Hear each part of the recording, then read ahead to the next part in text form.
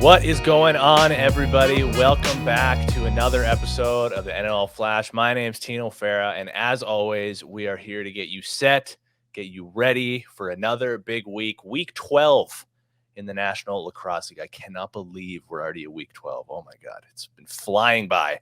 Week 11 was huge. We had some, man, let's just talk about Calgary for a second. Oh, my goodness. The rare home and home. They go 2-0.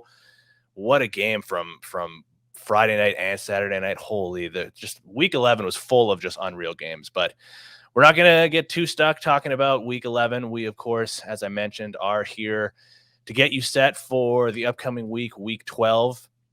Before we get rolling, we did have a little bit of transaction news.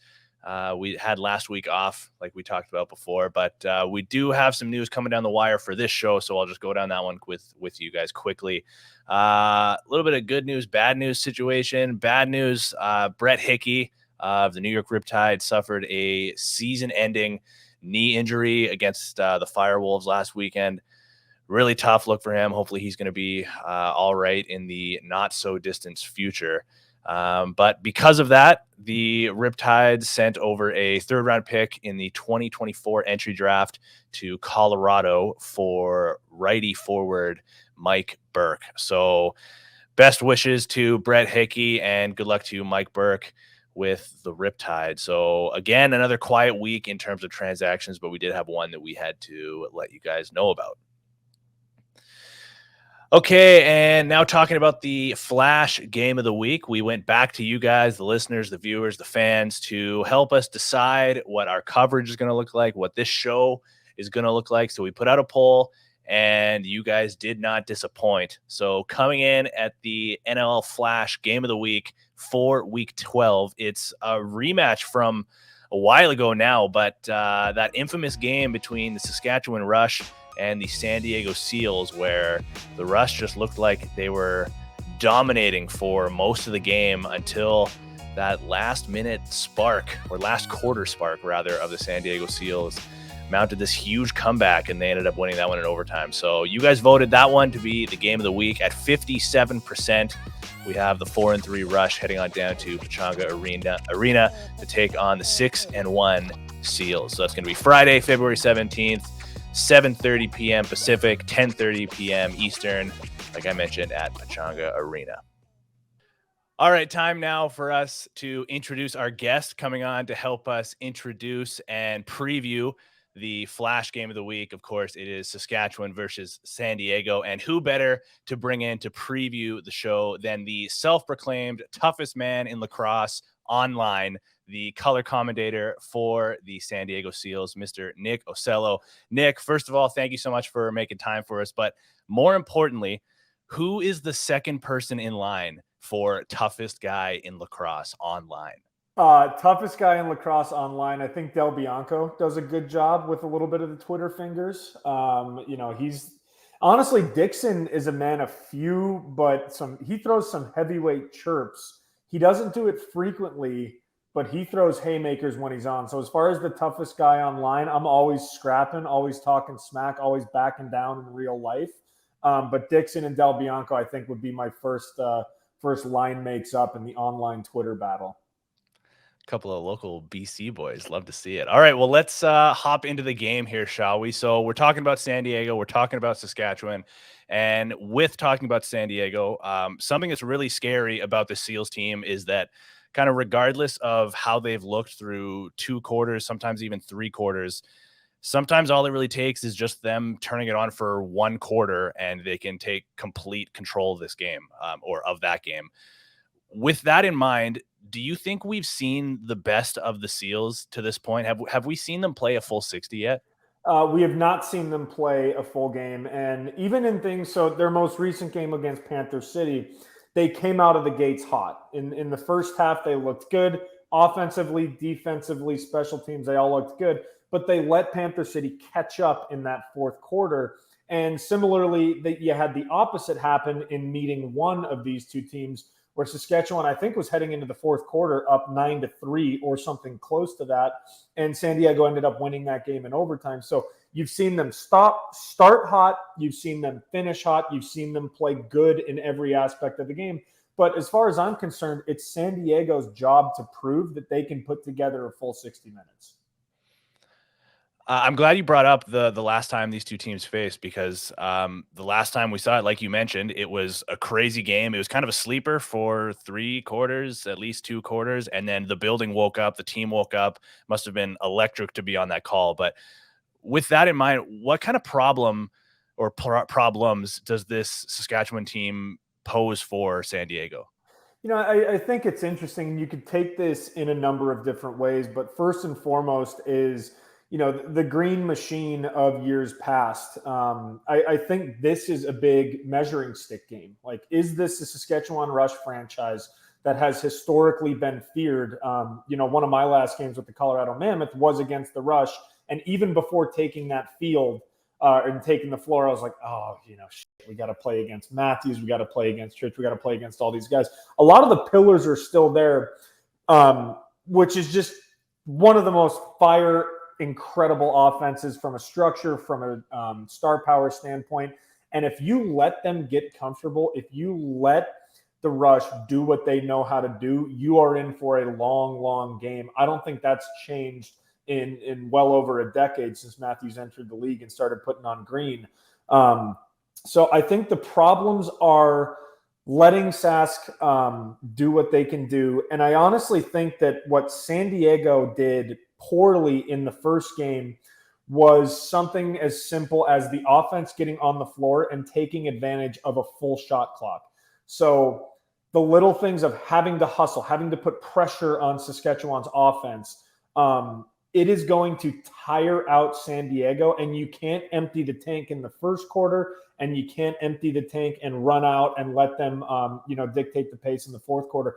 So I think that when San Diego plays poorly, which we've seen them do at some point throughout the game, for every game that they've played so far, this Sask team is built to almost reverse the role that we saw last game and either jump out to a big lead, which we saw, or if San Diego says, we're not going to let that happen, we're going to jump out to a big lead, letting Sask climb back. It's a very difficult team to put away. And I almost say that with bad timing, as their loss to Calgary was one of the bigger losses in the last couple of years for them. So that's honestly a terrible answer, but I do think it's a Sask team that is primed to take advantage of those momentary lapses of good lacrosse that San Diego has exhibited all season. For a terrible answer, that was a really long, terrible answer. I just kept rambling, bumbling over my words, nothing coherent. So hey, that's all right. We roll with it. All right, Chris Origlieri is a guy that since early January, he's found himself in a starter's position, since early January to present day. Is this now his crease to lose? I think it is. And I think it is for a number of reasons. And that's nothing against Frank Scigliano, who I think was a fantastic goaltender. And to start off with Frank Scigliano, I think he's, for goalies historically being mental basket cases and kind of lunatics, he's done a fantastic job. He's taken Origlieri under his wing from day one. He's taught him some of the tricks. He's really supported him, even though Origlieri is in, quote unquote, Frank's spot. I've been very impressed with how Scigliano's been supportive.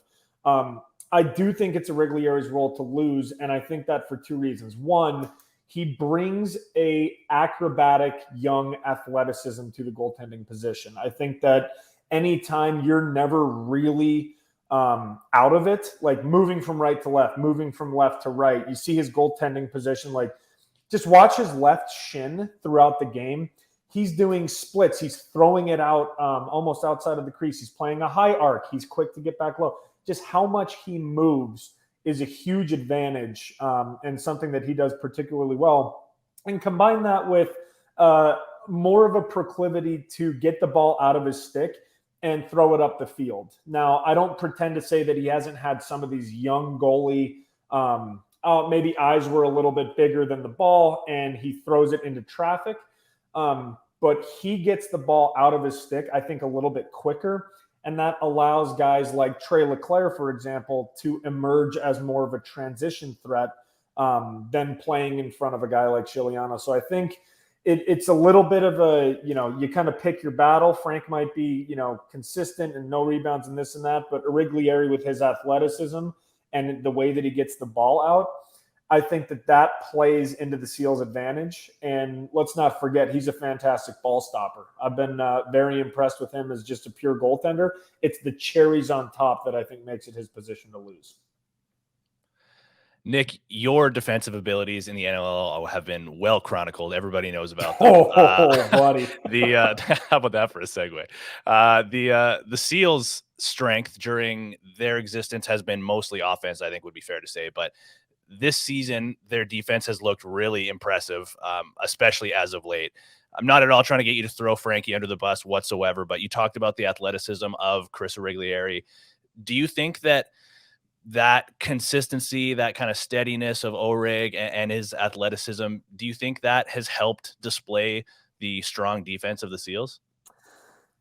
I would argue not necessarily. I think one of the things that you can see almost as a barometer of if the Seals defensive unit is confident and playing well, and it reflects, I think, in the score, is how aggressive they're being. And in a way, I was talking to head coach Patrick Merrill earlier this week, head coach of the Seals, that is, and he actually called out an interesting point that in meeting one, they were entering the fourth quarter with a lead and could empty the tank. And honestly, you have to, when your back's up against the wall, take chances and go out of your comfort zone and apply pressure. This Seals defense is not really known for putting a ton of pressure at the midline, putting a ton of pressure far out of that impact zone and of those dangerous areas on the floor. So I think that was almost a little bit of a taste that ended up winning them the game of, we can pressure out a little bit more. And that coincided right as Origlieri was getting some more burn. So I would argue that it's more of the Seals have a little bit more of a green light to go out and pressure as opposed to anything from the goaltending position. So that's what I would attribute more of the defensive success to. Now, the trade deadline is just a little bit over a month away. It's on March 20th, if I'm not mistaken. With the Seals being legitimate contenders to make a deep run, ideally in their case, win a championship, do you see them as being buyers come this trade deadline, or do you think that they're probably pretty content with how they look right now and are more so just going to stand pat en route to hopefully a deep playoff run? Well, it's tough to identify a need. You could theoretically argue that you would want a guy who can put individual pressure on defense. So a defenseman who can go out and hound someone. You could argue maybe a face-off guy who can get a lot of the possessions, although I will say this Danny Logan kid is unbelievable so far. Combine him with Eli Gobrecht. They're doing a good job of scumming it up at the X. That said, it's tough to identify a need because, again, I think the biggest problem so far, and I would be willing to bet that a lot of the Seals guys would agree, has just been consistency. So if you've shown that you have really good special teams, you have flashes of brilliance on offense, flashes of brilliance on defense, solid goaltending, good depth. I think they have pretty good depth across the board and good leadership. You got Brody Merrill and Cam Holding on the defensive side, no shy leaders, led by Dane Doby, I think is mostly the quarterback on the offensive end. It's tough to identify something that you need. It's more about that consistency. And when you have those set pieces, the last thing you want to do is maybe get rid of somebody to bring in somebody new and then have to relearn a little bit how to play with the firepower of this offense or how to play within this system defense. So if I'm the coach, I'm saying, guys, this is our chance, and hammering home the consistency, starting with some of the adjustments that I've seen since this first meeting of things like the offense. Listen, you guys are 5 superpowers. You guys are 5 unbelievable players. Doesn't matter. Run your ass off the floor so that we don't give up anything in transition. Little tweaks like that to the gameplay and to the practices and to the strategy.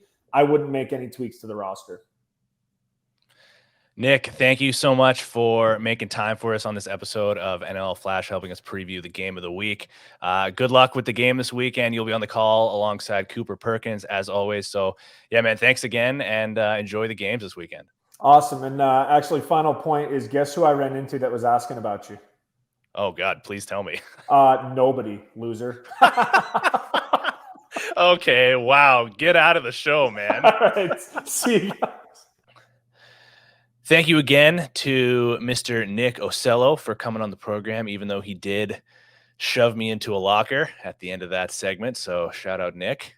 Feels good. But let me climb out of that locker real quick because we have 6 more games to tell you about in week 12. So let's just go down the list here chronologically, as we always do. So Friday night, we have Calgary, the 6-3 Roughnecks, heading on down to Vancouver to take on the 1-8 Warriors. That game's at 7 p.m. Pacific, 10 p.m. Eastern at Rogers Arena. Now we move over to Saturday. The still winless Georgia Swarm get a rematch against their opponents from last weekend, the 7-2 Toronto Rock. This time it's in Toronto at the First Ontario Center, 4 p.m. Pacific, 7 p.m. Eastern. Same time Saturday, we have the 2-5 Vegas Desert Dogs head on down to MVP Arena to take on the also 2-5 Albany Firewolves. That's at 4 p.m. Pacific, 7 p.m. Eastern. Also on Saturday, the 3-4 Philadelphia Wings. This is an important game for them, heading on down to Buffalo to take on the 7-2 Bandits. That's at 4:30 Pacific, 7:30 Eastern at KeyBank Center. And the last game on Saturday, because we do have some Sunday lacrosse coming up. So Colorado, the 4-4 Mammoth, look to rebound against Panther City, the 5-4 Panther City Lacrosse Club. That's at 5 p.m. Pacific, 8 p.m. Eastern. And then Sunday morning for us West Coasters, the 2-6 New York Riptide head on down to Halifax to take on the 4-5 Thunderbirds. That's 10 a.m. Pacific, 1 p.m. Eastern at the Scotiabank Center. All right, thanks again to everybody for joining us for another program here of the NLL Flash. Thanks again to Nick Ossello for joining us for this program to help us preview the game of the week. But that's it. We're done for this one, so we'll see you guys when it's time to get set for week 13. All right, so on behalf of our entire production crew here at Lacrosse Flash, I've been Tino Fera, and we'll see you next time.